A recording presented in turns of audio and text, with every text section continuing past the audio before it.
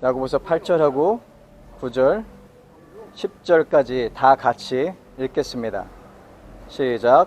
너희가 만일 성경에 기록된 대로 내 이웃 사랑하기를 내 몸과 같이 하라 하신 최고의 법을 지키면 잘하는 것이거니와 만일 너희가 사람을 차별하여 대하면 죄를 짓는 것이니 율법이 너희를 범법자로 정죄하리라. 누구든지 온 율법을 지키다가 그 하나를 범하면 모두 범한 자가 되나니. 아멘. 오늘 우리가 지금 읽은 이 야고보서 2장의 8절의 말씀은 사실은 야고보서에 기록되기 이전에 이미 예수님께서 자신의 사역하시는 동안에 그 제자들과 또한 오고 오는 모든 세대의 신앙인들에게, 그리스도인들에게 꼭 예수님의 가르침이, 하나님의 말씀이 어떤 것이 가장 중요한지 압축해서 설명해 주실 때 정리하여서 우리가 알려주신 것입니다. 율법에 613가지의 조문이 있답니다. 율법학자들이 다 하나씩 세어봤나 봐요. 이게 맞는 얘기인지 안 맞는 얘기인지는 저는 잘 모르겠습니다만 이스라엘의 율법학자들이 율법의 조문을 다 세어봤더니 613가지가 된다고 합니다. 이게 너무 많아서 그런 건지 예수님께서 딱 한마디로 정의를 해주셨어요. 이중계명이라고 해서 사랑하라라는 말씀입니다. 내 이웃을 내 몸같이. 그리고 마지막에 부활하신 이후에 우리에게 말씀하시기를 새 계명을 주노니 라고 하시면서 너희는 서로 사랑하라. 너희가 서로 사랑하면 이로써 너희가 내 제자인 것을 세상 사람들이 알 것이다. 그래서 그 세상 사람들이 너희가 사랑하는 모습을 보고 내 제자인 것을 알리라라고 하셨어요. 너희가 분노하는 것을 보고 미워하는 것을 보고 혐오하는 것을 보고 내 제자인 것을 알리라고 말씀하신 것이 아니라 사랑하는 것을 보고 내 제자인 것을 알 것이라고, 그래서 하나님 아버지께 영광을 돌릴 것이라고 이야기하셨어요. 이 야고보서가 그 예수님의 말씀을 다시 이야기합니다. 율법을 다 지키다가 하나를 범하면 모든 율법을 다 범하는 것이라고 아울러서 여기 9절에 또 10절의 말씀을 마무리하고 정리했었습니다. 9절에 이런 말씀이 기록되어 있네요. 만일 너희가 사람을 차별하여 대하면, 만일 너희가 사람을 차별해서 대하면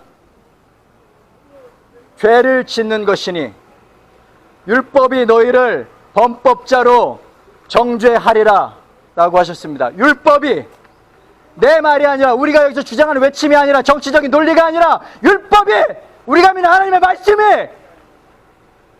우리가 누군가를 차별해서 대하면 율법이, 하나님의 말씀이 우리를 범법자로 정죄한다고 합니다. 우리가 지금 전광훈 씨 정죄하러 왔습니까? 우리가 지금 사랑제일교회 성도들을 정죄하러 왔나요? 아니죠. 예수님의 가르침이 이것입니다라고 말씀드리기 위해서 왔어요. 예수님이 가르침이 이것입니다라고, 그리고 우리가 믿는 성경은 이렇게 기록되어져 있습니다라고 말씀드리기 위해서 왔어요.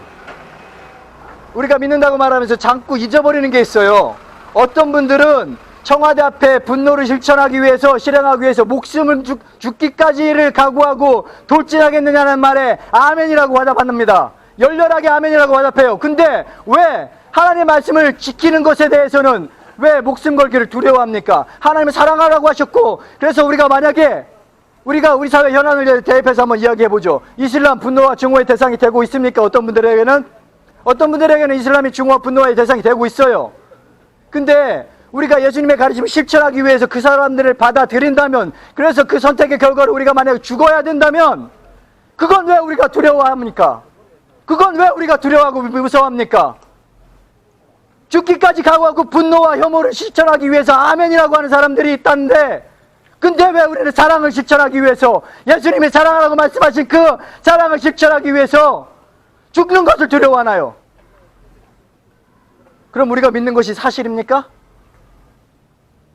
우리가 뭘 믿느냐에 따라서 우리가 그 사람의 신앙인으로 불립니다. 우리가 예수 그리스도의 가르침을 믿으면 그리스도인이라고 불릴 것이고, 전광훈 씨의 가르침을 믿으면 정광훈이스트라고 불릴 거예요.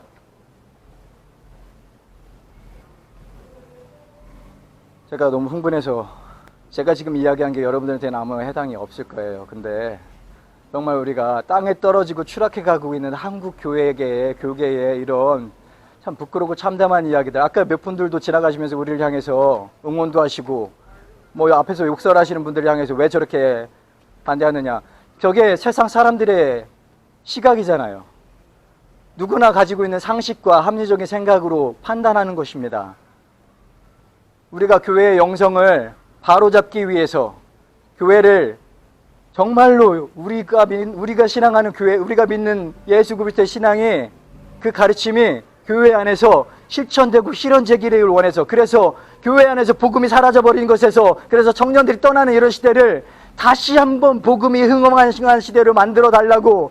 그래서 여러분들 그런 염원을 가지고 이 자리에서 멀리서 오셨잖아요. 인천에서 오시고 안동에서 오시고 경기도 각처에서 오시고 서울 각처에서 오시고 다 오셨잖아요. 우리가 믿는 것은 사랑입니다. 분노가 아닙니다. 혐오가 아닙니다.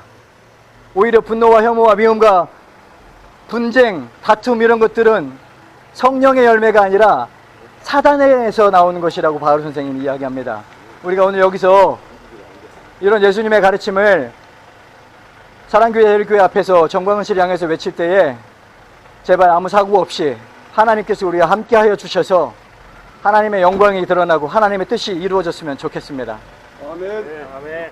하나님, 땅에 떨어져 있는 한국교회의 부끄러운 참담한 현실들을 바라보면서 이 시간에 이 나라 각처에서 하나님을 믿고 따르는 주님의 말씀을 실천하는 사랑하고 신실한 자들이 이 자리에 모여서 복음을 외치고 있습니다.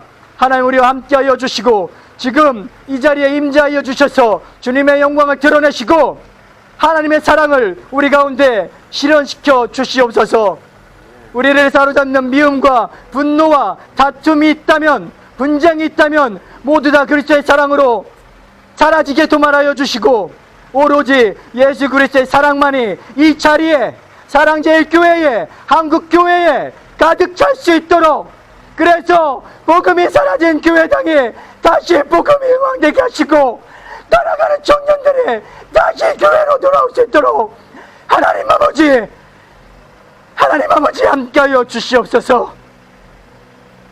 이 시간에 아무런 사고 없이 다툼 없이 이 집회가 마무리될 수 있도록 하나님께서 인도하여 주시기를 원하며 감사드리며 예수님의 이름으로 기도하옵나이다. 아멘.